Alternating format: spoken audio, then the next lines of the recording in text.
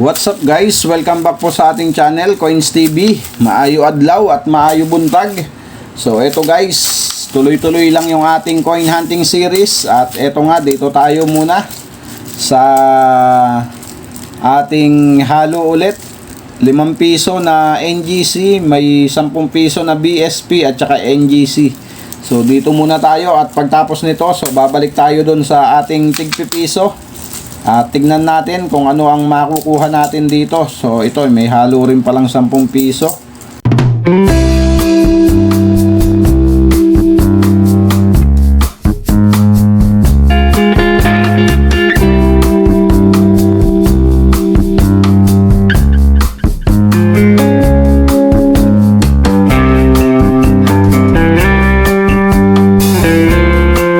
At mag-uumpisa tayo dito sa 5 piso.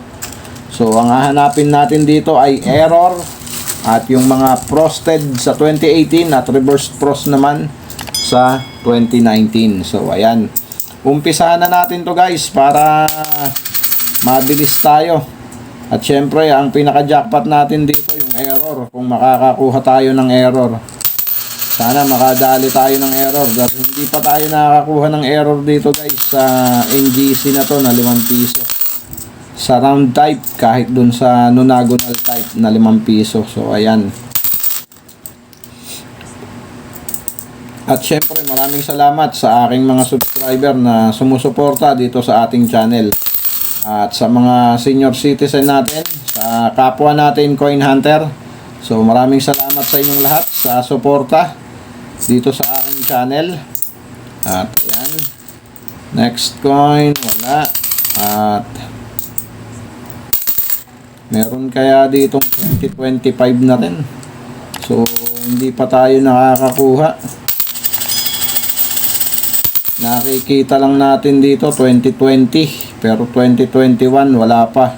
Pero may mga nagsasabi na meron na sila na year 2021 dito sa 5 piso na to na round shape. Yan, 2019. So wala tayong nakuhang cross.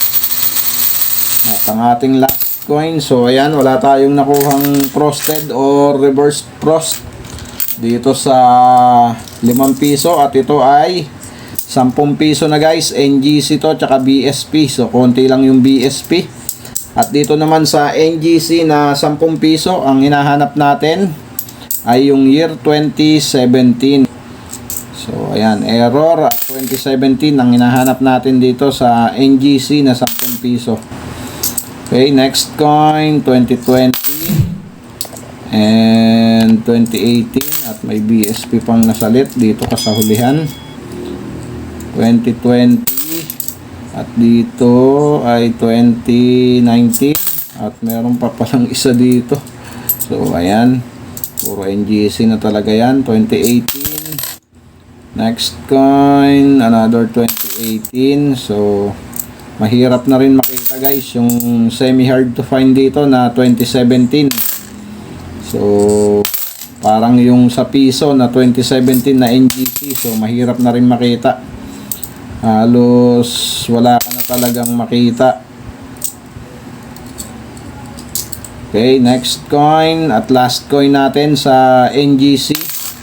So common. At ayan, eto na tayo sa BSP.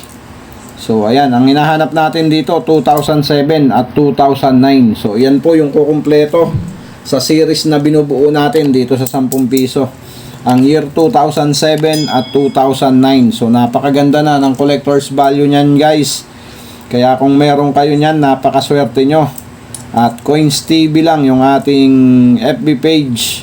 So usap tayo kung magkakasundo tayo sa presyo. So ayan guys, 2008. At ito yung pinaka common na 2008. Kaya hayaan na natin to. Next coin 2017 and year 2006.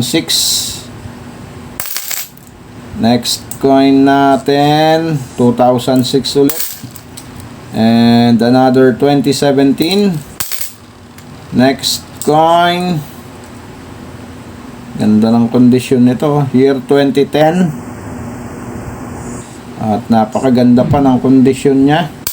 Tayaan na nga rin natin dyan yan. Next coin natin, year 2003. At ang ating last coin, year 2010. So ayan, wala tayong nahunt guys. So dalawang year 2010 dito. Ang napakaganda ng kondisyon, no? So ayan guys, wala tayong nakuha. Ito lang yung tone coin kung tawagin. So ayan ang ating nakuha. Pero hindi atin to, kaya ito ay bokya. At ito ay itatabi lang natin para dun sa ating subscriber na gusto yung mga tone coin. So ayan.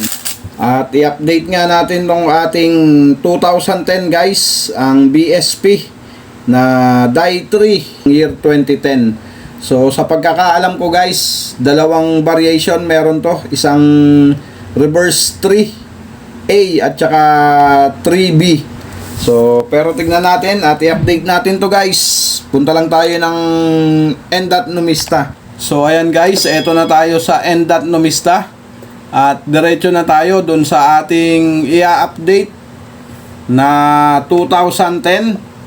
At alamin natin ang kanyang frequency at collector's value. So ayan, year 2010. At ayan, mayroon nga dalawang variation guys. Isang reverse 3A at reverse 3B. So ayan, hindi tayo nagkakamali sa ating tinuran. At ang ating nahunt ay itong reverse 3B guys. May frequency siya na 16%. At ito ang kanyang collector's value.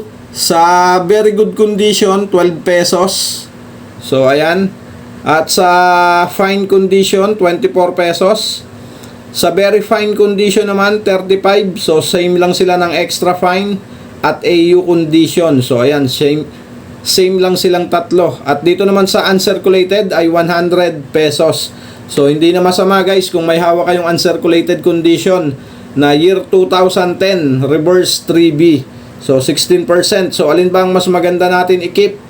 At dapat nating hanapin sa year 2010 na BSP na 10 piso. So ito po yon, reverse 3A. At may frequency lang siya na 1.1%. So napakahirap din hanapin yan guys. So hindi rin basta-basta nakikita yan. Reverse 3A na yan. Kaya napakaswerte mo kung may hawak ka na nito na year 2010 na BSP series. So 1.1% ang kanyang frequency. So ayan ang status ng year 2010 na 10 piso na BSP. So ayan guys, nakita nyo na yung status ng ating barya na year 2010. At ang dapat nating hanapin dito guys ay yung reverse 3A. So ito po ay reverse 3B yung ating nahunt, kaya ito yung common na year 2010. So kung magkikip tayo nito ay yung AU condition lang at yung uncirculated condition. Para pag may naghanap na common, so 100% bibilin yan, AU condition nyo tsaka uncirculated condition. Pero ang pinakamaganda nga, ang year 2010 na reverse 3A yung ating hanapin. So ayan, hindi rin basta-basta nakikita yun guys. Kaya mailap din yung reverse 3A na yan na 10 piso dito sa BSP series. Keep safe always and God bless.